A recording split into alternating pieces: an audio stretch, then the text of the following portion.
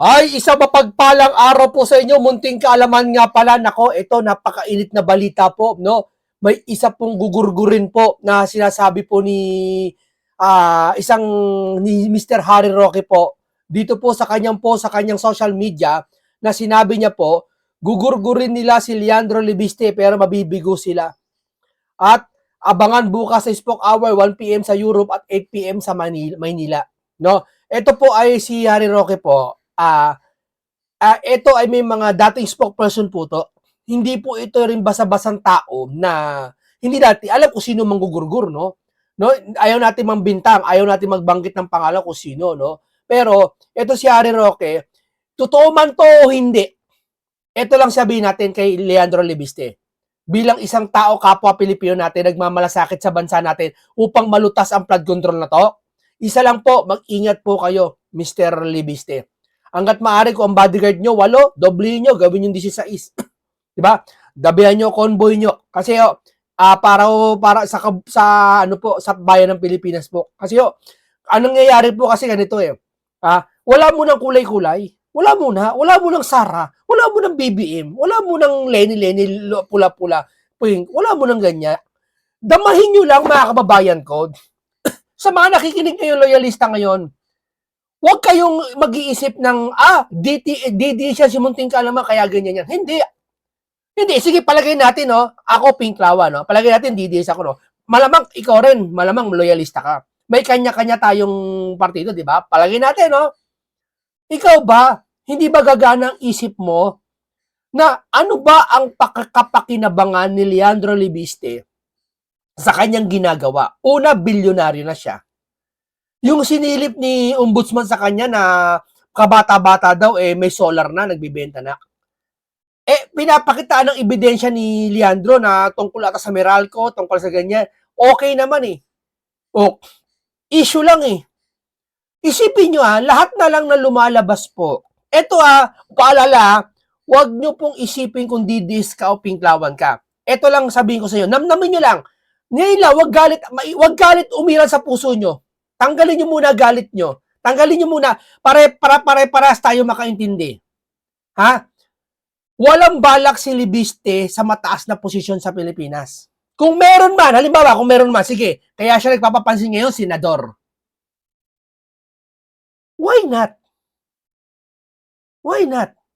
Ang laki ng pera ng Libiste, bilyon. Hindi niya kailangan mag-ingay. Malaki makinarya niya. Di ho ba? Sige, palagay natin, mag-senador siya. Okay, pasya ng tao yun. Pero sa pag-iingay niya na ba to? I-connect nyo dahil gusto niya mag-senador? No! Kaya siya nag-iingay kasi nakikita niya yung mga flood control ayaw ilabas ang ebidensya. Tama. Kasi tingnan nyo kung talagang walang tinatago ang administrasyon, kung wala silang tinatago, namnamin nyo sila mismo ang mag-i-initiate na, eto, ilalabas namin lahat ng file namin. Ano bang meron kayo, Jack? Patingin niya. Nakikipagkasundo kayo sa kapwa-tao sa Pero bakit wala? Para ang lumalabas, isinisisi po si Leandro Libiste kasi lumabas. Hindi ba natin pwedeng isipin muna na, tignan muna natin, sasabihin agad ni ombudsman, irrelevant na yan. Sasabihin agad ni yung spokesperson, Libiste files. Bakit ganun? Alam mo, pag nakausap ko si spokesperson, tatanungin ko lang sa kanya mag-iimbestiga ba ang administrasyon ng Cabral Price? Oo, hindi. Sagot lang Pag hindi sumagot yun, isa lang ibig sabihin nun. Talagang ayaw nila mag-imbestiga. Kasi yung tanong na yun, ang sagot lang doon, oo, hindi. Tama, mali. Si Ombudsman, pag nakausap natin, Mr. Ombudsman, tanong ko lang po sa'yo, yung bang Cabral Files na, sige, di umano, na meron si Libiste na hawak niya, yung bang nasa hawak ni DPWH ni Vince Dizon at meron sila sa otoridad, pwede mo bang pagbanggain? Sagot po kayo. Pag siya umalibay at hindi sagot yung tanong na yon, pwede naman. Pag pwede naman, okay. Pero pag ang sagot niya, kasi ganito dito. Isa lang ibig sabihin nun, ayaw mo may matuklasan ka. Tapos ang laban. Tuturuan ko kayo kahit sila Libiste, tuturuan ko kayo. Kasi ako, debater ako ng Biblia eh. Kaya ko mang-corner. Kaya ko mang-corner na kahit yung tanong ko, corner ka talaga. Hindi ka talaga makakalusot sa akin. Basta pag ikaw ang tama kaya kong kumorner. 1,000,000,000% kaya kong mang-corner. Tanungin mo sa akin si Ombudsman. Isang tanong ko dyan. Kaya mo bang pagbanggain yung meron kayo at meron si Libiste? Sagot po kayo. O hindi. Kaya o hindi? Dalawa na sagot doon. Pag hindi nasagot, yung kaya o hindi, isa lang ibig sabihin, ayaw talaga nila. May tinatago sila. Tapos ang usapan. Napakasimple. Wala pang 20 minutes, wala pang 15 minutes, gagawin mo, tatanong ka lang. Sana ganyan ang mga congressman. Magtanong. Corner sila, cornerin mo sila. Iipitin mo sila. Dito sa post ni Libiste niya, anong sabi ni Libiste dito? Sa mga tahimik pa ngayon, tungkol sa mga anomalya sa gobyerno, itatala sa kasaysayan na kayo mga tagapagtanggol at kasabot ng pagkatakip ng pinakamalaking korupsyon ng bansa. Imagine, ayan Ibig sabihin nyo pala, walang korupsyon nangyari ngayon. Kasi gano'n nangyari. Isinisisi ni Diskaya lahat eh. Kay Saldi ko, appropriation budget. Na kay Saldi ko lahat ng pera, ibig nyo sabihin? Ha? Hindi maniniwala taong bayan sa inyo yan. Parang yung sinabi, yung foreman ng gagawa ng bahay, nasa kanya yung problema. Di ba? Parang ganun eh. Hindi, ito lang. Ito pansin nyo, ito sabihin ko sa inyo. Ito lang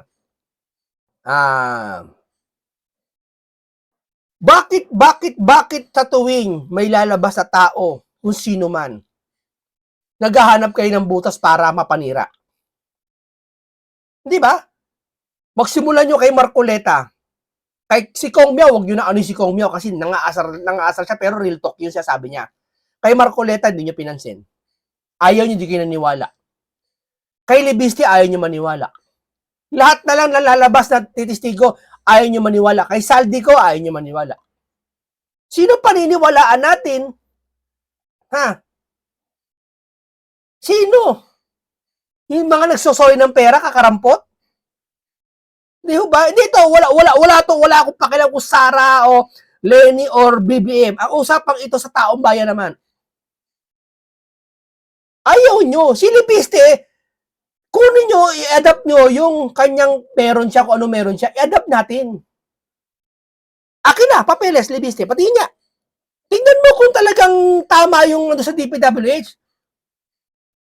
Hindi mo pwede sabihin ng verbal, hindi totoo yan. Kailangan patunayan mo na totoo yan sa pamamagitan na meron ka. Hindi yung verbal sasabihin mo lang, hindi totoo yan. Sinungaling yan. Anong katunayan mo? Kahit sino pwede magsabi, hindi totoo yan. Pinapatunayan ngayon sa pamamagitan ng mga dokumento ang isang bagay na sasabihin mo na hindi totoo. Tatandaan mo yan, lalo na pag budget ang pinag-uusapan. Dahil sa budget, may mga nakapirma dyan. May mga gumawa dyan. Kaya hindi malabo siya sabi ni Harry Roque na maaaring maggurgur. Buti na lang sabi niya, may nagtimbre sa kanya. Di ko alam kung totoo yun o hindi. Pero totoo man o hindi, may magugurgur sa kanya, ingat si Libiste. Kasi malaki, nasa kanya hawak ang ebidensya ni Cabral. Siya ang may hawak ngayon. Lawyer yan si Harry Roque. Hindi niya, pugante yan eh. May kasalanan yan eh. Porket ba may kasalanan ng isang tao, hindi na paniniwalaan? Yung bang nagawa niyang kasalanan, na kahit malaki man o maliit, lahat ng gagawin niyang kabutihan at mga tama, hindi ka na maniniwala? Ganyan kayo eh. Oo, ganyan kayo mag-isip. May iba sa inyo. Ganyan mag-isip. Isang tao, nakagawa ng kasalanan, nakapagnakaw, halimbawa. Tapos, kalagitnaan ang buhay niya, nagbagong buhay na siya. Hindi na siya paniniwalaan kasi nagnakaw siya. Ganon din si Harry Roque. Huwag niyo paniwalaan yan eh. Pugante nga yan eh. Ano naman kung pugante? Ba't di na ba pwede magsabi ng katotohanan ng masama? Tao? Tao ka, hindi naman demonyo. Tama, mali. Hindi na pwede makapagsabi si Saldi. Si Saldi ko, nagnakaw ng tao. Maniniwala ka kay Saldi ko? Nagnakaw nga yan eh. Di ba katulad ng Pilipino ganyan? Huwag kang maniniwala dyan. Parang ganito eh. Naniniwala ka sa lalaki na yan? Alam mo ba, pumasok yan sa ng trespassing? Kasi yung jowa niyan doon sa bawal pumasok, pero trespassing yan. Ano naman nung kunik? Bakit trespassing yung lalaki. Buong buhay yan, hindi ka na paniniwalaan siya. Ganun ba yun? Ganun kayo eh. Ganun kayo. Oo. Ano dapat perfect? Hindi ang bait-bait mo, no? Buong buhay mo, ang bait-bait mo. Nakagawa ka ng kasalanan. Hindi ka na paniniwalaan. Paniniwalaan ka. Kung ang sinasabi mo ay sila mismo ang mag-iimbestiga. O ito, bago tayo magpatuloy, subscribe and like muna dyan. O, at dito para marami tayong matalakay pa sa mga susunod. At dito siya sabi ni Libiste, ibubunyag niya sa 26 yata ang lahat ng kalokohan ng gobyerno. Pero dito muna tayo kay Libiste po. Panoorin po natin si Libiste, ha? First time na maging congressman or nung 19th Congress? Ako po ay first term ngayon at 32 lang naman po ako. Mukhang ako mas bata pa eh. Kaya actually, yung iba nga hindi makapaniwala na congressman na ako. yes. So, doon sa distrito ninyo, before you, sino po ang congressman? Eric Buhain na ang kanyang asawa ay matagal na rin congressman. At actually, doon ko nga nakita na napaka-laki ang potential ng pagbago sa politika dahil sa aking distrito, tatlong dekada, isang pamilya ang kinatawan ng unang distrito ng Batangas sa Kongreso at hindi alam ng tao for all this time na may ganitong katiwalian sa DPWH. At ang lumalabas pala, lahat ng mga proyekto sa aking distrito ay lutong bidding at substandard at dapat ngayong 2026 wala nang lutong bidding o korupsyon sa DPWH ng unang distrito ng Batangas. Kaya kayang-kayang gawin naman po basta yung congressman ay hindi kukuha sa mga kontraktor. Isa ba sa motivation mo kung nung tumakbo ka ngayong nung nakaraang eleksyon is nung nakita mong katiwalian ng 19th Congress? I can say that my initial reason is I saw the underdevelopment of the mostly agricultural first district of Batangas. Malapit lang sa Maynila pero konti lang ang industriya at akala ko ang government infrastructure tulad ng DPWH ang makakatulong para sa pag-unlad ng aking distrito. Pero nalaman ko nung ako'y bagong halal na para makakuha pala ng budget para sa aking distrito, kailangan ang mga taga-DPWH ay pipili ng certain contractor. At lumalabas, wala palang bidding sa buong DPWH. Kaya bagong halal pa lang ako, nakapasok ako sa ganitong mga discussions which led me to learn more about how it works in DPWH. Pero hindi pa ako ganitong ka-exposed sa gravity of the corruption until I actually ended up in Congress and learned more about it. So, you're saying na yung iyong mga nakikita ngayon is just the tip of the iceberg? Opo, yung nakikita ng publiko is the tip of the iceberg. Pero I think kahit na hindi naman binubulgar yung mga detalye, nasa imagination na rin ng publiko na ang buong gobyerno ay may mga traces of corruption. Pero ang actually advice ko sa gobyerno, maging transparent na lang tayo. Kasi pag Yes, transparent. Walang pinklawan, walang BBM, walang Duterte dito. Diba? Ito mga pinklawan, ang tina-target lang si Sara, mga Duterte. Ito mga loyalista, ang target ng mga DDs lang. Nagbanggit ba sila ni minsan itong mga loyalista tungkol sa flood control issue? Wala. Ang sinasabi nila, nagsimula doon ng flood control issue, si Duterte daw, inaayos lang daw ni BBM. Naghahalong sulit na kayo? Naghahalong sulit na ba kayo? may itinatago tayo, the public will only assume the worst. Kaya nga yung approval ratings ng gobyerno napakababa na ngayon. Ironically, kung ilabas na lang ng gobyerno lahat ng nakatagong impormasyon ngayon, baka mas tataas pa ang tiwala ng publiko. Yes! Napakasimpleng bagay eh. Kinakapkapan ka. May tinatago ka sa bulsa mo. Kung wala kang kinatagong masama sa bulsa mo, ilabas mo lahat na nasa bulsa mo, pati sa bag mo. Correct? Pero pag may tinatago ka doon na anomalya, kontrabando sa bulsa mo, hindi mo mailalabas yun ng basta-basta. Tama? Kung wala kayong kasalanan, ilabas nyo lahat ng merong files kayo at pagbabanggain sa files na meron si Libiste at nung sino man o si Senator Rodante Marcoleta. Di ba? Napakasimple. Ba't ayaw gawin? Bakit? Mas iimbestiga ni Boying itong solar ni Libiste kesa yung flood control. Minsan ba kayong Blue Ribbon nag-imbestiga kayo sa flood control na to ngayong panahon na to? November, December, wala. Tulog ang investigasyon. Isa na nga lang sa ICI, di ba? Kung napag-usapan na rin naman natin yung mga files at yung mga expose mo, no? Marami kasi tayo na nakikita ng mga comments ng ating mga kababayan. Ito na galing sa kanila na nakita na natin yan. Dati marami na bumatikos pero pagdating sa dulo, tumiklop naman. How about you, Kong? Ito ba ilalaban mo hanggang sa dulo? Hanggang mapanagot yung tunay na mastermind, yung tunay na pinuno ng pagnanakaw na ito? Yung first leverage para hindi magbigay ng trouble ang isang congressman, yung tinatawagang incentives sa mga kongresista. Pero ako hindi tumatanggap ng aking sweldo, MOOE o bonus. Yes. Kaya kahit na hindi ako bigyan ng bonus, hindi ko naman kukunin. Pero tungkol naman sa budget para sa mga distrito, mabuti naman po at hindi naapektuhan pa ang aking distrito. At sa tingin ko dahil nanonood ang publiko ngayon sa alokasyon ng national budget, kung sakali may, for example, use of political leverage on withholding the budgets of congressional districts, then the government will really be criticized for that. And I hope that this heightened public awareness of how budget has in the past been used as a political weapon will ensure that it will not be used as a political weapon for any political activities this 2026. Kaya ang sagot ko po sa inyong tanong, I believe that in general, public awareness should support people in government to speak out more freely.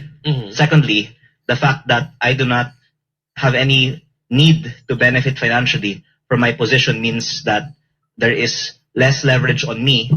And also, it also helps na wala naman akong vulnerability in terms of past career in politics. Kasi baka ang dahilan na yung iba, tahimik na lang ngayon, dahil gagamitin ang kanilang past as a leverage on them kung sila po ay magsasalita. Pero I guess ang problema ng mga binabangga ko ngayon ay masasabi ko po ito, wala silang may bato sa akin. Yes. Kaya Well, fresh na yung bata ang in some respects din pinaka makakapag-damage sa mga binabangga. Sinabi mo sa iyong interview from I think Jessica Soho na hindi ka tumatanggap ng hindi mo kinukuha yung MOOE mo. So which is ito yung operational budget ng congressman na from 10 billion pumalo siya ng I think 17 billion. Can you explain about this? Yung personal funds ko, ang ginagamit ko para sa lahat ng aking district activities. Kasama din yung pinamigay ko na Noche Buena Packs sa bawat pamilya sa aking distrito. Nagbigay po ako in 2024. Tapos kahit na walang election, nagbigay din po ako ulit para sa bawat pamilya in 2025. Meron din akong program to give allowances to students at iba pang mga educational assistance. Lahat po ito ay mula sa aking Sarili mo pera. personal na contribution dahil Di ba ito nga, nagbibigay ito ng mga ayuda, ha? Hindi pera ng gobyerno. Binatikos nga eh. Nagbibigay doon ng tulong, ando doon yung picture ni Senator Ligarda, pati siya. Ano naman? Teka muna. Saan nyo ba nakuha yung salitang dapat pag nagbigay ka ng tulong, wag mo nang kung talagang seryoso ka magbigay ng tulong, dapat di mo na binobroadcast, di mo na pinapaalam. Ano ka? Ako, pag nagbigay ako ng tulong, ibo-broadcast ko sa buong mundo. Ito, tumutulong ako. Alam niyo bakit? Ha? Hindi para magyabang. Kasi bilyonaryo na ako eh. Halimbawa philanthropy ako eh. Kaya ako pinapaalam sa inyo para isa akong magandang ehemplo at tularan niyo ako. Dahil misa sa nakikita mo, sa naririnig mo, misa tinutularan mo kapag alam mo mabuti to. Konsensya mo ang hahatol sa'yo. Uy, tama pala. Kung hindi ka nakikita, walang tumutulong. Nakikita, puro kasamaan lang sa paligid mo. Puro masama gagayahin niya. Ni minsan man lang magpakita ka na sa katao, sa sangkatauhan na tumutulong ka para ikaw ang tularan. Kaya niya ng Biblia, kayo ang ilaw ng sanlibutan. Parang gano'n kung sa mga Kristiyano. Tama, mali. I'm very fortunate na I'm 32. I sold my company when I'm Ano, 32 na siya, oh. 30. And Sa gantong edad, di na to bata. Matatag na mag-isip to. part of why I entered politics was because I had this so much privileges that I didn't know how I can Yung tulong niya, sarili niyang pera yun. Kahit may litrato siya. Hindi pera ng gobyerno yun. spend in my life, if not to share it with other people. And parang unbelievable ito para sa iba kasi Kasi nag-start ka ng business 20, kung hindi ako opo, nagkakamali. pero parang very rare sa Pilipinas na ang mga yumayaman ay nagiging pilantropo. Pero sa US, pati sa Europe, maraming mga, lalo na mga naging batang entrepreneur na nung binenta nilang kumpanya nila or nag-retire parang si Bill Gates o ngayon si Mark Zuckerberg, pinamimigay nila ang kanilang mga bilyones sa mga foundations. Yes. At dito sa Asia, hindi pa lang siya mas common, pero for the same reason that in the West, ginagawa po ito ng iba, kaya inanunsyo ko naman na po na inilipat ko na rin ng malaking bahagi ng aking shares sa isang foundation na magbibigay ng perpetual na Kita niyo siya sabi niya. source of support para Para niya siya sabi na talagang mayaman din siya sobra. Totoo naman eh. Gusto niya, alam mo totoo sina, pag ikaw nakapagsimula ng negosyong maliit, lumaki, napakadali yumaman na eh. Oo, ngayon kasi mahirap tayo. Mahirap talaga tayo yumaman. Mahirap nga lang tayo kumayod ng pera eh. Pero pag nakapagsimula ka ng business na maliit, tapos umasenso yung business mo, sabihin ko sa'yo, tingin mo si Romeo Katakutan. Kailan yon? Kailan si Romeo Katakutan? Tamo, bilyonaryo yun. May helicopter pang sarili ata eh. Si Romeo Katakutan yung good morning. Sa umaga, kailan yon? Ay, maganda, good morning. Di ba? Kailan yun na? Tingnan nyo, bilyonaryo. Araw-araw nagpapakain doon sa lugar niya. Hindi naubusan ng pera. Yung pinapakain niya, nagpa 10,000 yun. Di ba? Araw-araw mong gawin. Baliwala sa bilyonaryo. Magpakain araw-araw, kahit maglabas 1 milyon, araw-araw baliwala. Di ba? Tumutulong. Di ba? Tapos babatikusin nyo. Hindi totoong tao. Wala, nasa kanya na lahat. Pag may bilyonaryo ka, lahat ng mundo, mararating mo na. Pwede mo puntahan, maliban sa mga hindi pwedeng mga digmaan. Pwede mo nang puntahan, lahat nasa sayo na, kaya mong bilhin lahat. Kahit napakamahal na sakyan, kaya mong bilhin lahat. Hindi na para ito, magpapansin pa. Ibig ko sabihin, kaya niya sinasabi yan na mayaman siya, gusto niya yung tiwala nyo, makuha niya. At totoo naman yon. At sa tiwala na yon, dun magsisimula na lahat ng files niya hindi nag-iimbento. Totoo yun. Hindi ba? At hindi na para mangurakot yan. Businessman yan. sa aking chosen initiative for education and disaster relief. This is all from my personal funds, and it's because I've been so fortunate naman to benefit from my business in my life that the least I can do is to share it with others. By day na ko lang yung operational budget ng congressman is 10 billion. So, nabanggit mo rin yun na tumaas siya ng 17 billion. And per year to, tama. Tapos nakakatanggap ang mga congressman, not liquidated to eh. Hindi to parang ito yung mga bagay na hindi kailangan di-audit. Kung may resibo ka o depende sa'yo kung magbibigay ka ng resibo. Ito is 58 million per congressman. Ito yung per day. Tama po ba? Per year. Per At year. Ay, per year. ang Sorry. sagot na nila tungkol dyan, 58 million per year, grabe. Nanalo ka lang, binola-bola mo lang yung distrito mo, nanalo ka. Tapos pwede ka magkaroon ng 58 million. Wow! Sa'yo na yung 50 million doon, yung 8 million pamigay mo kunwari. Kunwari tumutulong-tulong ka. 50 million, sa tingin mo, ikaw, mauubos mo yun. Magkano ba sahod ng congressman? Doon lang, solve ka na eh. Sa tingin mo, ang congressman sumasahod ng 30,000? No. Mga 100,000, 50, 167, mga 200,000 yan eh. Kayo nga, sino nakakaroon ng sahod ng congressman? Doon lang, solve ka na eh. So, 50 million ka, wow. Tapos, tatayo ka ng konting business, parang di halata. Sapol. Di ba? Wala na problema eh. Kaya siguro, ganito kagahaman to mga to, kaya sarado bibig. Kasi mga mukhang pera. Hindi ka to nilibiste, naghirap, nagnegosyo, maraming pera, bilyonaryo, hindi na kailangan pa tapalan ng bibig. Mababa nga sa 2026 kasi sa 2025 eh. Kung 27 billion yung total budget ng Congress, of which 18 billion is 2026. It was 6 billion higher pa in 2025.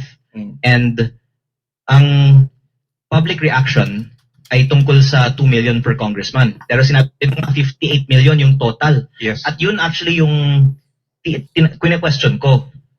Hindi kung tunay ba na may 2 million. Kasi sinabi na nga ni Deputy Speaker Puno, may 2 million. Ang question ko, saan napupunta yung natitira sa 58 million? Kasi hindi pa ito sinasagot ng Kongreso. May 58 million per congressman talaga. Baka 10 million dyan, nasa kuryente, tubig, bond paper, ibang mga operating expenses ng Kongreso. Tapos meron tayong na-account na 20 million para sa ating mga office budgets, kasama dyan yung mga break bonus.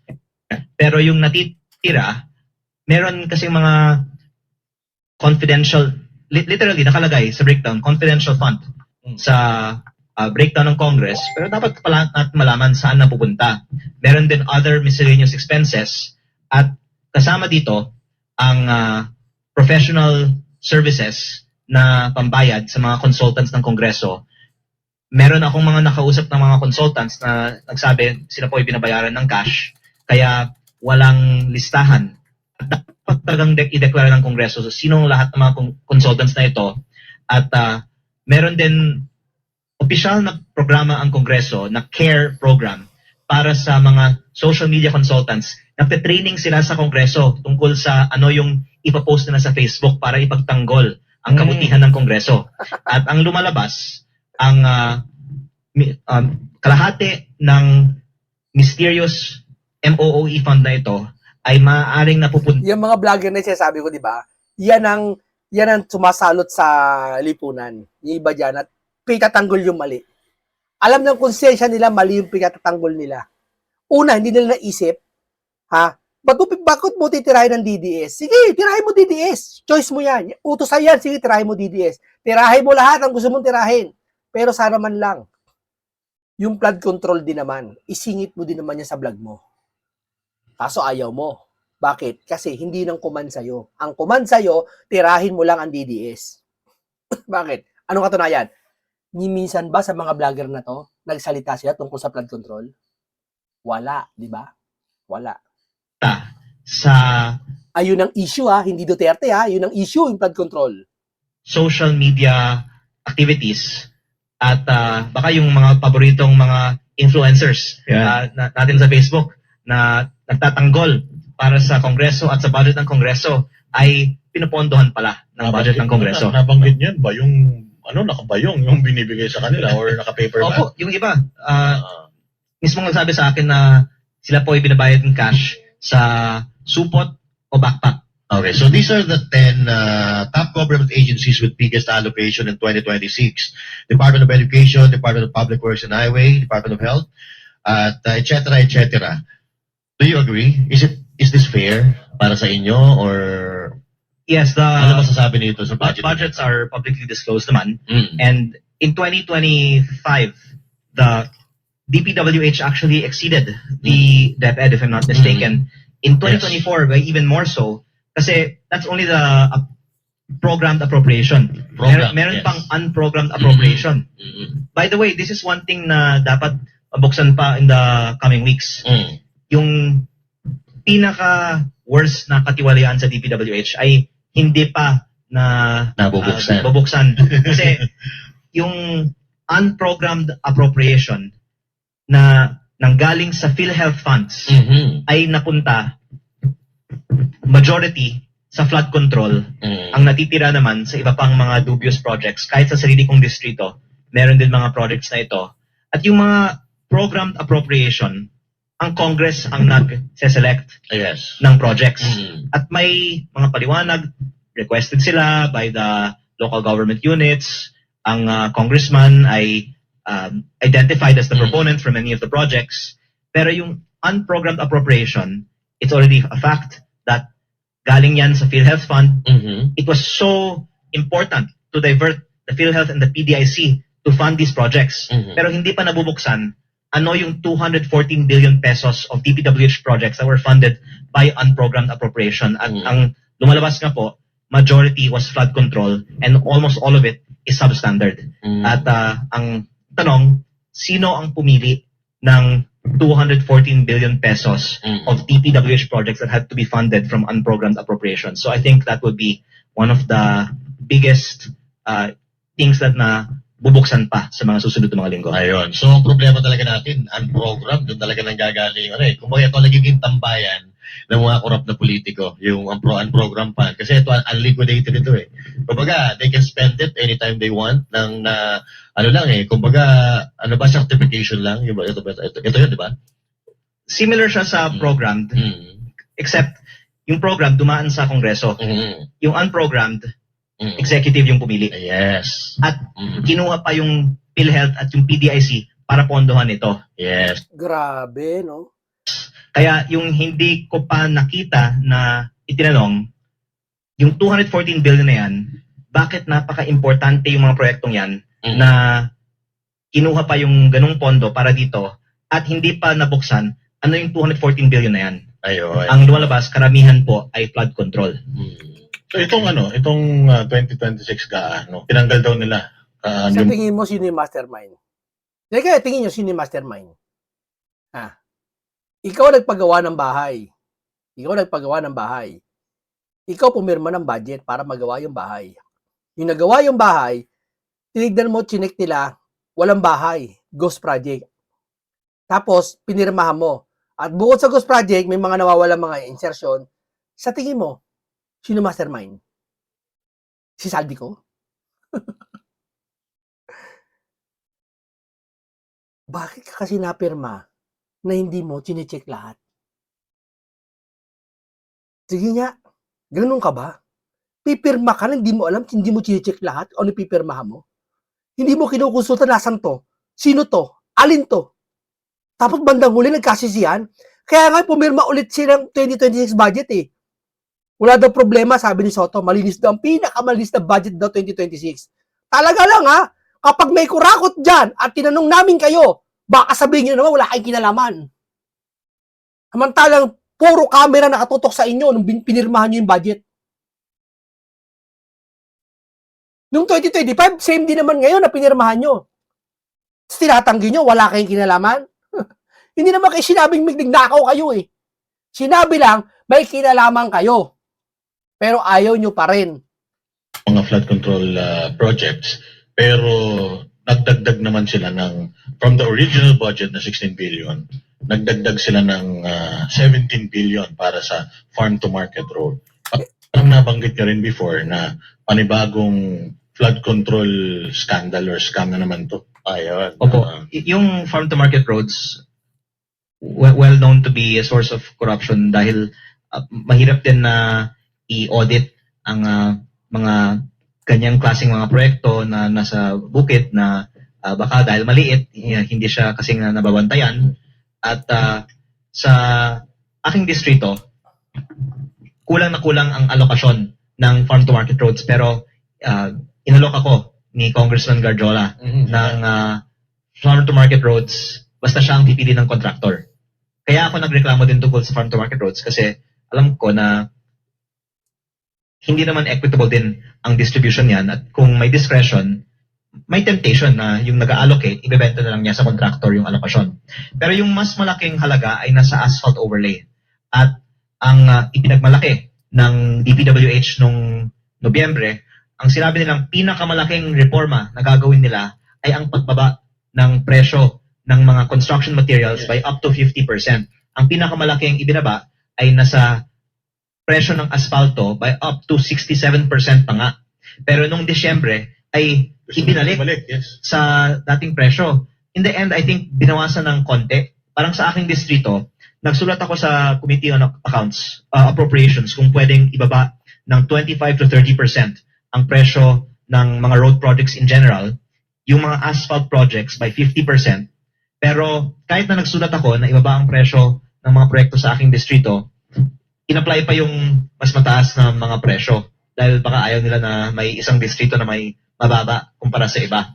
Pero ang own estimate of DPWH shows that the asphalt projects are on average 100% overpriced. And for us to then approve the budget with those prices, na ang sinabi nila, kung hindi natin naaprubahan, baka babagsak ang ekonomiya. Hindi yun totoo. Unang-una, dahil Negosyante yan, ha? Negosyante yan. yung recomputed prices, Tanungin mo sila Libiste, Ramon Ang, si anong pangalan nun? Si Chavit, yung mga bilyonaryo sa Pilipinas, tanungin mo, iisa sasabihin nila sa'yo kung paano uunlad ang Pilipinas. Tamo. Katulad ng sinasabi ni Libiste. ay based on market, based on their estimates, based on private sector din naman. Okay, ito po ay, dito po ay gusto ibig sabihin ni Libiste, ang ganito lang po muna tayo, no? Tapusin na natin to. Dito, gusto niyang palitawin, sinasabi niya himay-himay. Napansin mo himay-himay niya sinasabi lahat, pero ang gobyerno natin hindi himay-himay. Wala nga tayo narinig sa kanila ngayon eh. Naglabas ng Cabral Files, asan na? Bakit walang himay-himay na eksplanasyon? Na ito, hindi totoo, ito kasi ganito. Ipakita niyo sa TV yung meron kayo. Ipapakita rin ni Libisi kung ano meron siya. Pagbanggain, yun lang yun. Okay, hanggang dito lang po mo tayo. Paalam sa inyong lahat.